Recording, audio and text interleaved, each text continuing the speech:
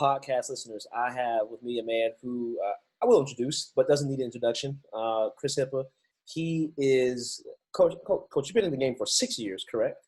I've been in the game. I mean, I've Training been doing game. it full time for 10, but I've been doing basketball stuff since 2003. Got it. Okay, And so it's that's been after I got done playing. You know what I mean? So I've been doing skill development for 17 years. wow. First as a coach, right? Assistant coach, head coach. Assistant coach, all that. Yeah. And so it just got, I mean, and obviously I, played, was all state, played some college basketball, played some pro basketball after that. And then started to coach in 2003. And that's what I've been doing since then. Tell me about that practice where you were helping a kid improve his game and a parent approached you and said they will pay you for what you were doing. What was that day like? What was that interaction like? And when did that light bulb click? I mean, man, and I grew up, going to the YMCAs, so there was one of my good friends, his sister was playing, I want to say she was either going into her senior year or she was about to go into college. And I was lifting weights and I used to always in between sets, so going to the gym. So I would lift and I'd go into the gym to see if there was any kids there. I'd shoot around and I'd go back and I kind of go back and forth. Well, as I got done with the set, I went in there, saw that she was shooting around. And so I started to rebound for her. And then I give her a tip here and a tip there. And from that point, she ended up going back and telling her mom. Well, then her mom contacted me and then wanted to pay me to train her. And so that was kind of like that day. That's how it kind of worked out. But that's how I started getting paid to train her. She offered me $20 for every hour for every time that I would train her. And was this gym, how did you navigate the rentals for the gym, the basketballs, and people want to join the sessions? Was that a different? I mean, you didn't back then, man. That was like, when was it? That was probably like 2000, maybe, I don't know, 4 or 5, so you didn't really have to deal with that. There was nobody doing it.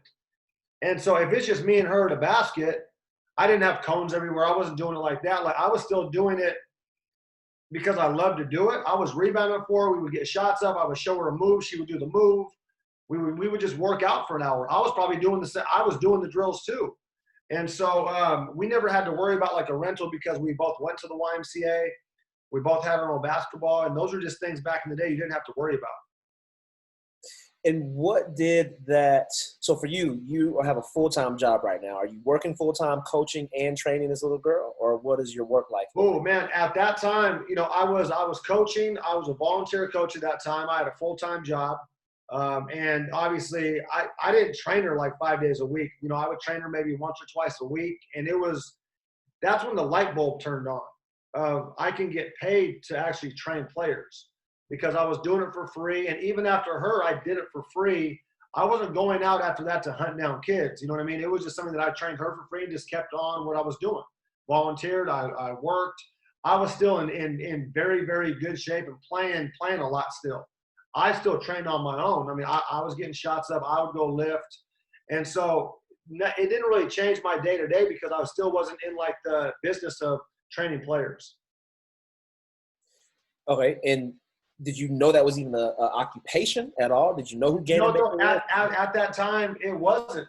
I mean, there was probably at that time probably a handful of guys in the world that I knew of that actually trained players. You know what I mean? So it wasn't even anything. I mean, I think in the back of my head, it was something that I think that I would have liked to do. But I think that those guys were, maybe in the NBA or had worked in the NBA or had NBA clients. And so, like, I never put myself in that box because I probably never thought that it would be a reality of something that I could do. What was that full-time job? Oh, in 2003, I was actually working at the YMCA. So as a basketball player, man, like you get done playing and when, from 14 years old all the way through high school, through college, trying to play pro hoop, every single day you wake up, you're trying to be the best that you can, whether you have team practice, you have a game, you're going to go lift weights, you're going to go try to find a run. When that comes to an end, that's why a lot of players will struggle with like their life after basketball or life after sports because they're so used to being in like a structured setting. When that structure is gone, people don't know what to do. And so I knew though that like being involved though with basketball, it gave me that continued structure. And being at the YMCA, it gave me like the flexibility to be able to move still around training and staying in shape. And I could work part-time at times. I could work this shift. and it gave me flexibility to move around. So can you walk us through 2004 until 2009 or 10-ish when you started doing this and when you decided, okay, I'm going to quit my full-time job and do this? Yeah, I mean, so 2003, I coached at a school called Foss High School. So I was there from 03, 04, 04, 05, 05, 06, volunteer, strictly volunteer. Won a championship there too, right? We didn't win a championship then. I mean, we won a league championship at that time. I ended up coming back to Foss, and that kind of comes back around on the back end. But at that time, I was working at the YMCA, and I was training a lot of the players that we coached because, and I even get back into this, is that I trained players because we wanted to win games. I wasn't training players for anything else, but I wanted to help them improve and I wanted to win. And so we knew that if we got these guys in the gym, they'll be before practice, after practice, in the off season, doing hills, doing skill development, lifting weights, we would win more games. And we won more games. And so after 2006, I ended up getting an offer to be a C team coach, which is a freshman sophomore team at the high school that I played at, Stadium. So now I'm getting a stipend. So now I'm making, $6,000 for November, December, January, February, March for, the 5-6 months. I'm getting a stipend now to coach on top of working at the YMCA. And now I'm starting to but parents are starting to pay me more and more. So now I'm working at the YMCA. I'm getting a stipend to coach, and I got, maybe 20 to 40 players that I'm starting to kind of train on and off throughout the year that I'm being paid by. And that went on all the way to 2009. I was at Stadium until 2009. And then I ended up being the JV coach, and I was a varsity assistant, and I was kind of working my way up. And I was training more and more players on the side. My hustle, the thing that I loved was starting to kind of gain traction. People were starting to see it. Kids were starting to improve. Word was starting to move, and I was getting more and more kids. And then that's when I kind of quit my job. It was like 2009, 2010, and got into skill development full time. And what happened specifically financially there? Did you have a lot of more revenue than you did expenses, your rent? You had a consistent gym? Obviously, I made that choice at that time where it's just like I wasn't going to be able to grow my basketball stuff unless I gave it my full time. You know what I mean? It's just like if I'm going to work every day from 8 to 5 and then I'm training from 5 to 12 or 5 to 10, I'm not going to be able to grow that aspect of it if I'm still full time in a different area.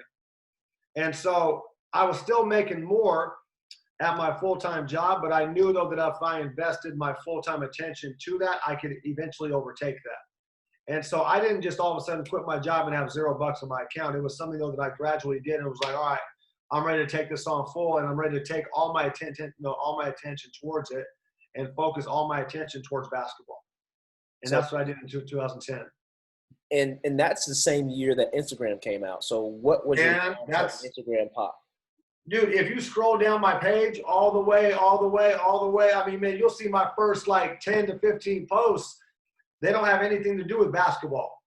And even that, it wasn't something that you did. Like you posted on Facebook and Instagram, like what you were doing in your life. You know what I mean? You maybe posted like family. You maybe posted going to a cool game. Like in 2010, I started posting a little bit more stuff on Instagram as far as for basketball stuff because I knew that I needed to get eyes on it. People needed to see it for me to grow it. And it helped, man. Facebook and Instagram were two big things that helped me grow my business at that time because it allowed people all over the world, all over the state, all over to just see what I was doing. And for you, what was your big break? Was it the Jamal Crawford camp? Was it getting to the Nike? What was the big break there in the training career? And probably my biggest, and like the thing about it is like locally back home, I'm well respected for like my playing career. And then as I started to get into skill development at 03, like I'm well respected for what I've done in the game. Probably like my biggest break was probably in 2012. Courtney Vandersloot, who played at a local high school where I'm from, Gonzaga, and then was the number 3 draft pick in the, I think 2000, I can't remember the exact year, but in the WNBA draft. That was the first pro that I ever trained. And so we took like 4 months off, or, she took like 4 months off, and we trained for 4 months. She ended up having the best year of her career. And that really, really helped me because it gave me a pro that I've trained. She had a lot of success. And all of a sudden now it kind of went from one step to the next step. And then shortly after that, Kelsey Plum, Nate Robinson came after that. And then from there, then it went from Jamal Crawford, Avery Bradley, Aaron Brooks, Quincy Pondexter, Alex Montgomery. I mean, just all of a sudden, just names. And I've kind of built like a background. There's a lot of guys that I've trained. Gaddy, Brandon Brown, Devontae Lacey, Stephen Gray. These are all guys in our area that have went on and are well respected to play, and are all pros. But I've just started to kind of collect this team of like professionals that have trusted me. But 2012 is when I got my first big break though with her, Vandersloot. And did you say Isaiah Thomas in there? I'm sure. So I've known Isaiah. I've never got a chance to train him, and I'm never going to say like I've trained him just because he's from my hometown. Like, we're from the same area. Like I've known him since he's probably like third or fourth grade, but we've never trained. And that's been my big thing though too, is I don't hunt anybody down. Like, people know what I do. If you want me to help you, I'm here to help you, but I'm never going to say that I trained him because we're from the same area, or he's well respected as well. And I respect him. He respects me, but we have never crossed paths as far as being in the gym together. One thing I'm interested in is you don't hunt people down, but I'm sure you approached them. Did you approach Kelsey? And what is that conversation like? So Kelsey and I, we had Nate approached me. I remember I ended up sending a text to Kelsey after her freshman year when she was all Pac-12 as a freshman. And I really liked her game. And I really knew that I could help her, and so I ended up sending her a message saying that I would love to work with you. That's one of the only players that I've ever actually reached out to like that and said, I would love to help you. And I remember I went and trained with her. It was the spring of her freshman year. And we met at UW. It was like 9:00 at night. And her assistant coach, we had met because obviously I'm a new guy. We hadn't met before. And so she came with one of her assistants. Her assistant watched the workout. She loved it. And I was like, let me know when you'd like to go again. I had to drive to Seattle. It's about a half-hour drive. We got done that night about 12 o'clock. And I get a text when I get home, and she's like, Coach, I want to go again. And I'm like, when? 6 a.m. tomorrow. After we had just got done. So I get home at probably about 1 something. I'm like, all right, sounds good. We'll probably go sometime next week. She wants to go the next day at 6. I ended up setting my alarm for like 4:15. And that kind of turned into like for the next 3 years while she's at UW, 6 in the morning, 12 at night, 3 in the morning, all random odd times. But she was just obsessed, and we went all around the clock, man. Okay, I gotta ask, how did you get a number? Did you hit a coach up, a friend? Coach up, yep, coach. Okay. And at that time, she had a great staff at that time. Neighbors was her head coach. Fred Castro, Morrison. They had a great staff, man. And it's just like they were really, really good in like skill development areas. But I ended up reaching out, and we got in touch, and the rest is hit. We've worked out now since then. I've been to Istanbul with her. I work out with her a lot in the off season, and we built a friendship around hoop as well. What does that look like? Because I know you're big on relationship development, but do you guys have crucial conversations? I know you're honest with them and tell them what they need to hear, not what they want. Oh yeah, man, you should see like everybody thinks that like working though with like these pros is just it's all fun, and we just go in the gym and we just grind though. But like the best players that I've ever trained, like we get into it on the floor because my job is to always constantly push and nudge and get more out of you.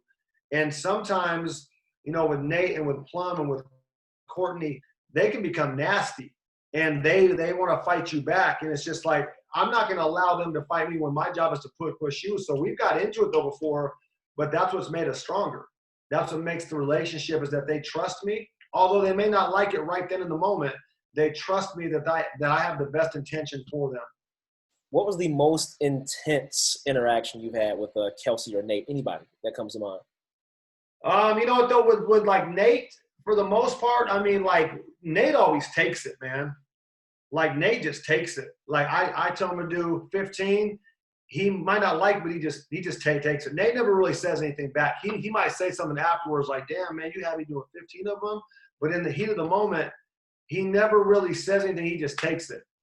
Kelsey sometimes, we're doing a shooting drill, and, I had her doing some stuff where she would start in the short corner, and she'd have to sprint to the corner and get her feet set and shoot. More or less like kind of like replicating like a downstream. And sometimes I'll use the term, just make shots. Just make it.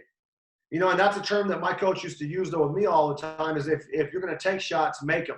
Just make it. And then I don't ever have to say anything about if it's a bad shot or a good shot. And so sometimes she'll get into a lull where she'll miss like 3 or 4 in a row. And I'm like, just make it. Stop thinking about it and just make the shot. And I remember this happened last summer. She's like, stop telling me to make it and tell me what I'm doing wrong so I can make it. And I had to step back a little bit though. And I was like, you know what? You're right. Instead of just telling you to make it, maybe I should exactly critique what she's doing and say you're on balance, you're off balance, you're fall through, stop fading to the left, stop fading to the right, and maybe take a different approach. And so since then, we even had a talk right when that workout got done and I even thanked her, like, thank you for getting on me because I wasn't using the right approach. So with her to help her in the situation, I just kept on kind of driving into her, just make it, and that didn't work. And so some of the best players that I've worked with have also helped me become a better coach. What does that look like when it comes to remuneration for that? Like, obviously you feel good about it. You're helping out these star athletes, these pros, but do you train for the currency? Do you have a financial exchange, or is it just for the clout because they bring you so much more business? What has been your mindset and your philosophy with that? I mean, I even told you for the first like 6-7 years, I did it for free. You know what I mean? So like I never, I mean, obviously now, and I just got off an IG Live just a little while back, and we talked about, I did it. I mean, there has to be an exchange. Like I'm not doing anything for free just to do it for free. There's got to be an exchange. Okay. So my exchange back when I did it for free was the reward and the fulfillment of seeing them improve or seeing more victories.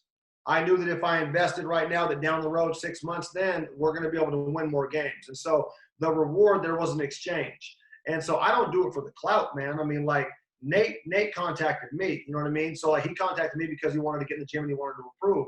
Obviously with that is going to come some clout, is going to come some currency, is going to come more camps, doors are going to be open. But I don't do it for the clout though. I do it because I have a passion for it, and I ultimately love to serve and help others, man. Like seeing them improve, although I might get paid for it because that's my job, seeing them improve is way more fulfillment to me than any check that they can write.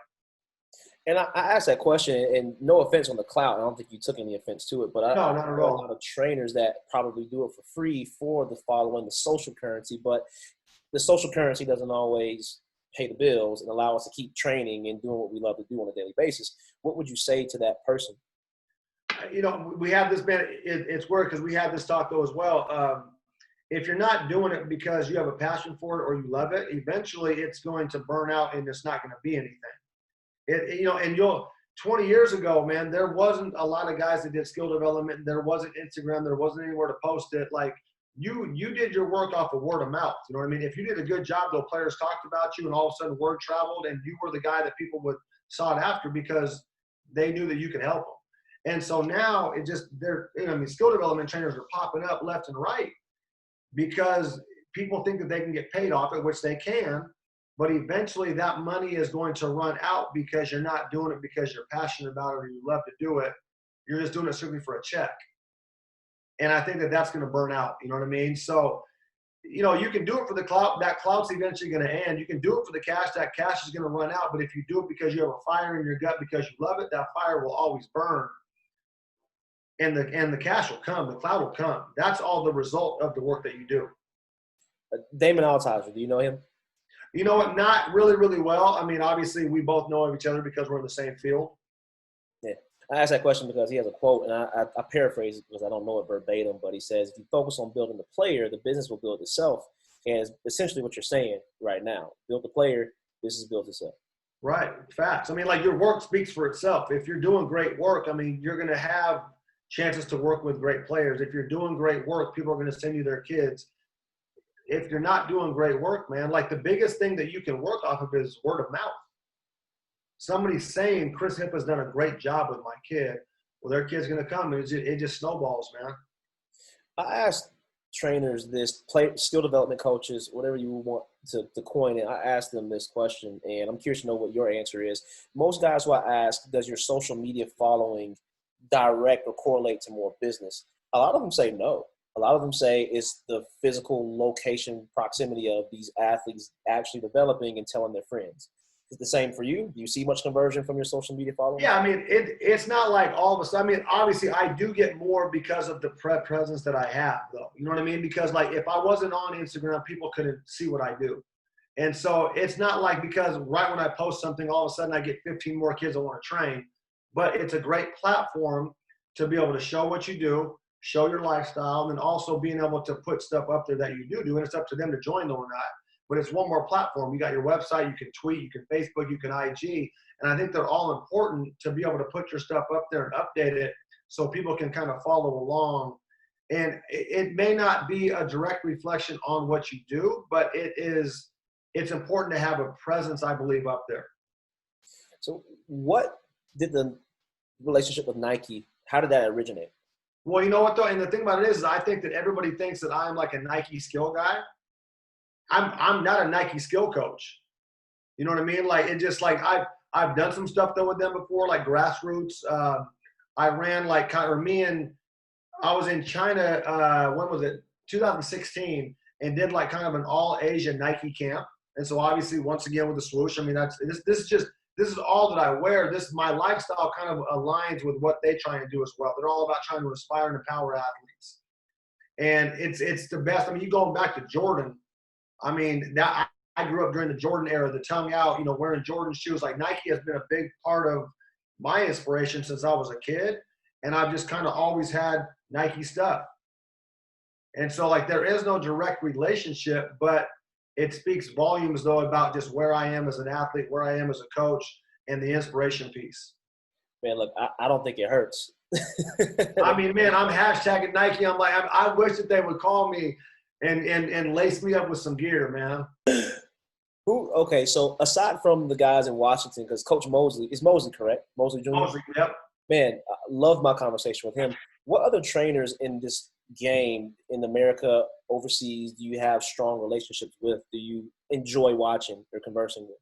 Mosley's one of my good friends, though, too. Like, I've known Mosley for a long time. He's one of my best friends. Me and him, we FaceTime the other day. We do Zoom ball handling workouts, me and him, just so I can run stuff through him and just so we can work out. So we talk a lot. Guys that have inspired me, Gannon Baker is probably one of the biggest inspirations. I've known him now for 22 years. I first met him. He was an assistant coach at a D2 school in Charlotte. I was playing at a JUCO in my state, and I ended up getting a voicemail from him in 1998 because he wanted to recruit me to a school on the East Coast. I ended up flying over to Charlotte, spending 3 days over with him. And it blew my mind as far as, like, I was a skill development guy at that time when I played because I wanted to train. I always did a lot of stuff. He was a coach and took skill development to the next step, man. Like, just the things that I saw that weekend and his energy and presence and just how creative though he was, he's been the guy that has blazed paths for a lot of people that do skill development right now. And he's a huge inspiration still to this day. Was that too far for you? I think it's Belmont, correct? Belmont Abbey? Belmont Abbey, you know, and well, the thing about it is, though, too, is that he ended up leaving the year that I was supposed to go out there, I think, and I'm not sure where he went. I don't know if he went to Coastal Carolina to coach, or I think he went and played. I think that he might have went to Iceland like right after that or something, but he ended up leaving, and so I ended up staying local and played at a D2 where I'm at. Got it. Understood on that. Okay, so we got Gannon Baker. Gannon Baker. There's guys that I look at on IG all the time. Phil Handy, GJ, Sackman, Tyler Relf, Jordan Lally. Micah Lancaster he's probably one of the most unique as far as his approach and his not even science, but his system it's different probably to the naked eye. But if you really, really know and understand the game, he is just diving into the deepest detail of the game. And so those are guys that, obviously I see their posts, and I'm always getting inspiration off of the things that they do. And just kind of, Instagram is a great place to find inspiration and ideas. So. Okay, and I was actually going to ask you that next. I would consider you towards the game enhancement side, if we're going to phrase it that way. Mike is on the skill enhancement side, but you sound like you actually believe that his methodology works and you see the benefit in it as well. But it felt good hearing you talk about that, though. What are your thoughts on. Yeah, no, I mean, he has a different way to train. You know what I mean? Where, I mean, we are in a game where basketball, there is no right philosophy. Like if you want to, if you want to become somebody that trains players to get stronger, I think that there's a science that goes into how we can maximize strength. And although that is always trying to change, for the most part, there are certain ways to do it. Basketball, man, there is not one right philosophy on how to train players. And so for somebody to say that's wrong or he's doing it the wrong way or why would you do this, I think that that's a little bit ignorant as far as how to, you know what I mean? So, like, he does such a unique job, and it's proven. And he's also got players, though, that will justify it and say that his way works. I mean, like, who am I to say that it's wrong? So obviously. So much flack, though. Right, huh? Why does he have so much flack? Why does he get so much? Well, look, I feel like in anything, man, if like you delve into one side 100%, you are going to get people, though, that say that that's not right. You're going to get people that say, I love it. You know what I mean? It's just like, I mean, and like right now, like I kind of live in like, there's obviously certain things that I really, really like, believe in. But in basketball, like I'm so open to like learning different ways to train. I'll take a little bit of piece of everybody's thing that I like to create my own philosophy. You know what I mean? So he catches a lot of slack because people think, why would you jump over a mat, or why would you do this, or why would you have to have a mat on the floor to get your feet in certain areas? Like, people think, oh, just go back to the old school and let's just shoot some jumpers and a pull up. Yeah, that's great, to work. But for some players, they need to have like the science of what they're doing. And he's broken it down in like such a way where, I mean, like people can argue it, but I mean, he spent a lot of time in creating like his philosophy, and you got to respect it. I definitely do, and it sounds like you do too. Question: how has COVID-19 affected you and your business? You know what? It hasn't. Okay, I won't say that it hasn't. Okay, because obviously we were all doing business inside the gym. Okay, so it's affected me being able to go into a gym and train players. How it's positively affected me is it has now pushed virtual training, something that I've been wanting to do for a long time, but just haven't quite dove into it and invested time into it. It has forced me to get more into the virtual side, which is going to be a huge plus though for my business. It's going to affect my reach. It's going to allow me to train with players all over the world on a weekly basis and not just having to take flights to China. I can actually do it now in the comfort of my own home. I can do it now in the backyard. I can train players now all over the world anytime that I want. And so I'm not one to sit around and wait for things to happen. Like, this has actually helped me be more creative. It's helped me create different arms of my business that I haven't had in the past. How do you see yourself blending that when we do have relaxed social distancing? How does it all mix and mesh? I mean, the thing about it is I think you just got to offer, like, things that you offer. Like, I'm going to continue to get into the gyms once we can here in town. There's a lot of people that will still fly me out to their gyms to run camps. But the players that maybe can't afford it, the players that can't afford to fly me out, the teams that can't afford that, we can do Zoom sessions just the same. Like, there are a lot of guys that do a great job coordinating and getting big AAU clubs that may not have, like, the tools to be able to go teach the game. And that's okay. But now, instead of flying me into your town, we can do Zoom sessions now from my house. And so, like, I think it's gonna be something great that I'm going to be able to have one more arm of income, one more thing to offer is virtual training. Okay, and your story is unique. Everyone's story is unique. But let's say I'm a trainer. I'm training part-time right now. I have a part-time job or a full-time job, but I really want to do this thing full-time. I'm looking at getting married soon for you, same, right? Yeah. June, correct? I was supposed to get married on May 19th, Portugal. So we're going to move it to the fall. Okay. But we're going to do something smaller here probably at the end of the month just so we can tie the knot. Got it. Congrats on that, by the way. Thank you. Thank you. So I'm a trainer. I want to do this full time, but I also want to get married soon. What do I need to be considering in regards to my mental health and my financial stability before I make that move? Well, I mean, and I can only speak on my experience, okay? Like, I was doing, skill development for 7 years on the side for free, for part-time, hustling. One, because I didn't think that I would ever be able to do it full-time. I never put myself in that box. And two, because I was always making more at my full-time job. Okay. The one thing that I do like about having my own, I'm the one that creates my income, is it creates urgency. And urgency is a feeling that only you can feel when there's urgent times. You know what I mean? House is about to burn down. It's urgent. I got to get out the house. And so I need to feel that.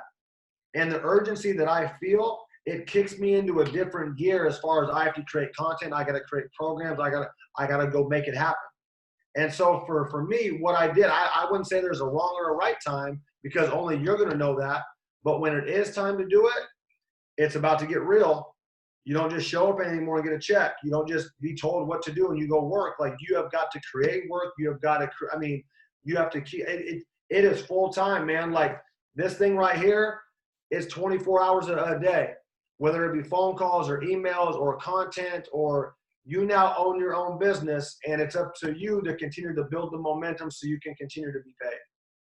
What does that look like, where you don't want to do it just for the money?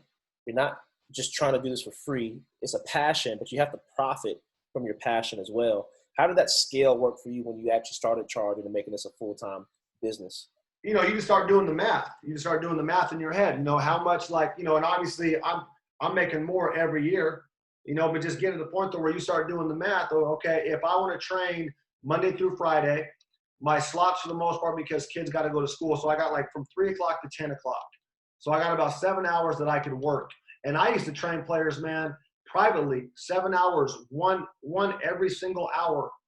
And with the same energy, with the same passion, with the same, and I was like, man, I'm getting tired. I mean, it starts to burn you out. So then I started putting them 7 kids in one session, charging them less. So now I'm making more per hour. I may not be making more for the day, but I'm making more per hour. So instead of now doing 7 privates, I can now do 3 groups of 7 kids. So now I got 21 kids. They're all paying less, but I'm making more per hour, and I'm making more for that. So you start doing the math in your head. Okay, I can get 40 kids paying $50, and I can go for 2 hours, and it can be skill specific. We're doing ball handling and creating space. So now I'm making $2 grand for 2 hours. If I can do 4 of those a month, now I'm making $8 grand for the month, on top of what I do Monday through Friday. So you start doing the math, and it sounds easy. You got to get to the point though where kids are going to come to your stuff, but all of a sudden now it starts to kind of make sense because you've created a structure. I see that too. So and what you just described to me sounds like a skills clinic. So you transition from going individual sessions to these semi-private, these group sessions, to now Right. you're talking about these larger groups where you have 40 kids, you say, in one session. Is that hypothetical or is that real? And even more. There might be more, you know what I mean? And every single one of them is so unique in its own way. You know what I mean? Like private, we are detailed specifically for you. What's your strength? What's your weakness? How can I help you? Small group, a little bit more competition, maybe a little bit more overall skill stuff. And then 2 hours, you are going to come in and learn specific skills. We're going to do ball handling, but you're going to learn footwork on how to create space, how to apply it. I'm going to give you tips. I'm going to inspire you, and boom, you're out. But we're working on something skill specific. And then obviously there's camps. So you have 3-day camps, 5-day camps. That's up to you. But then you put a certain amount. You're charging $150 per kid. You get 150 kids in the door. You're going from 9 to 12 each day. You do the math, And for you, when did your session start to become or feel capacity? Because obviously the occupancy ratio is important. You want to have whatever your ratio is to say, I want this many kids in a session, every single session. When did you start getting that to where it was always full every single day? Or is it even like that? Yeah, it's just, when I do like the big ones, I always want to make sure that I give myself enough time to market it, because I do want those to be filled.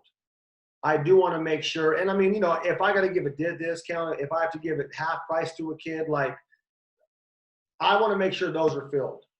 It's not hard for me to train one kid by himself. It's not hard for me to get a group of 5. If I want to get 40 kids paying a certain amount of money, you got to give yourself time to be able to market that, whether it be on Instagram, whether it be on Facebook. It gives you enough time to reach out to people, throw it on your website, create content for it.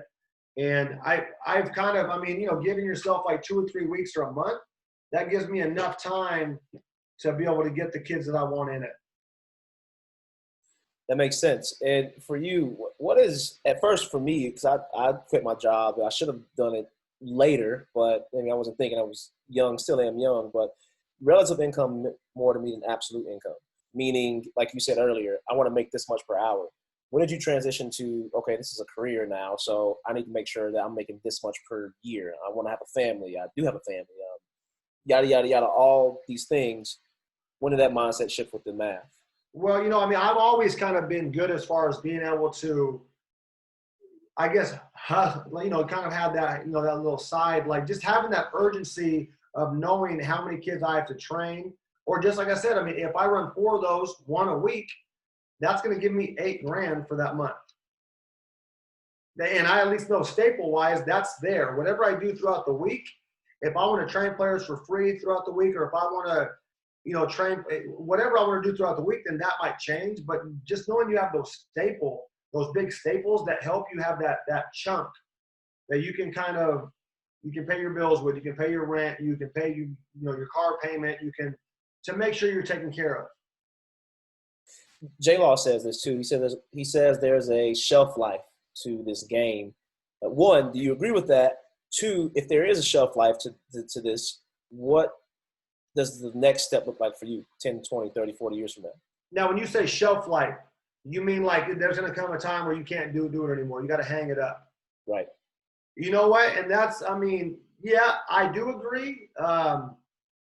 Business-wise, I mean, obviously with any big business that it started with 1 or 2 people in like a garage thinking about an idea. As growth comes, you have to put people underneath you. So I think that what I've built right now, I think it would be stupid to get to a point where all of a sudden just CHB goes for 10 years strong, and then all of a sudden it's done. It doesn't turn into anything. And so I've always wanted to bring in young guys that I've either worked with in the past to continue, and I can kind of be on the top and kind of orchestrate and coordinate and kind of send guys off and do all that. But where I can turn this into where I might have a team full of 10 guys that train. And if I think about how much I make each year, and if I can help like 10 people make that on top of me being able to make, I think that'd be the next scale. Individually, personally, I want to continue to work with the best players that I can. You know what I mean? I want to continue to travel to new countries that I haven't been to run camps. I mean, I'm going to be involved in basketball till the day I die. Whether it be as a trainer, as a coach, as a consultant, as a fly on the wall, like I'm going to be, it brings me too much peace. Like I do it because it brings me peace, man. Like basketball has always been a getaway where I've went when there has been drama in the family deaths, broke up with my girlfriend, didn't do very well in the game. I go to the gym because it always brings me back to reality. It gives me peace. So I'm always going to be involved in the game. But the business aspect is going to have to change. So as I get older and maybe I can't do things as fast, I'm going to have to bring a younger team of guys that can still represent CHB and what it stands for and be able to ship guys out to be able to train players still. I like that. And can you speak more on that peace aspect? Going to the gym, getting shots up, what does that look like for you in regards to mental health? I know you did a podcast recently about that. I haven't listened to it yet. I don't know where it is. But what does that look like for you in terms of peace from the game? Well, I mean, everybody has their, they're kind of like their place where they go when things aren't good. Some people go to church. Some people like to read. Some people like to do art. Some people like to get, music. But everybody has to have a place where they can go to get away from things, and the gym has always been my place. I mean, ever since I was a kid, I mean, whether I was teased at school or whatever it is, when I went to the gym, it brought me peace. That's where I that's where I feel like I am completely 100% me is in between the lines. And so it's just like, that's where I'll always go. Still to this day, man, if like I want to go get away, I'll go to the park, I'll go to the gym and just go work out. I see that. And it just so happens we can like nourish 2 birds in one nest. If you want to record some content while you work out, my gosh. Man, but there are times though when like, it's like you put the phone down and it's just like, you turn on some cuts and let's just go shoot. Like, let's just get away. Let's go do some ball handling. Like, let's just, because then once you get done, the things that were stressing you out, they weren't as bad as you thought they were. Understood. So in closing, the audience here usually is full of basketball trainers who watch guys like you that want to do what you're doing, want to learn from you, and just have that access or feel like they have that access. Do you have any words of wisdom to impart? I mean, I would just say this though too, man. Mission statement, and I don't even know what yours is, but I'm sure it's long and it's lengthy. Mine is strictly to inspire and impact players through the game of basketball. That's why I got involved in this, is because I want to, have a hand in their change, a hand in them, trying to get to the next spot, a hand in trying to help them improve. But, do what you're passionate about. Find out what you love to do and do it every single day. And some people have a hard time of finding, like, I don't know what I love.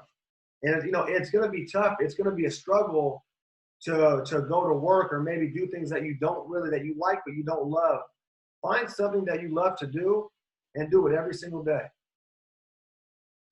I love that. Chris Hyppa, where can we find out more about you, website, social media, whatever you care to share? I mean, I have a pretty odd name, so if you type me in, I'm going to be the first one to pop up. It's not like you're going to type in Ron Jones and you're going to have to sift through it.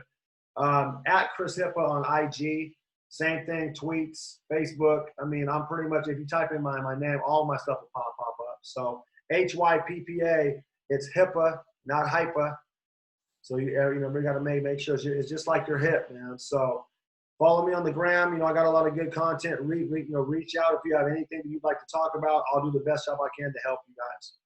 Hey, you guys heard it. If you're listening to this podcast, you got to make sure that you do it and follow up and take him on his word, because I know he stands in the lane of integrity and he's going to do it. So, Coach, I appreciate you, man, for the time.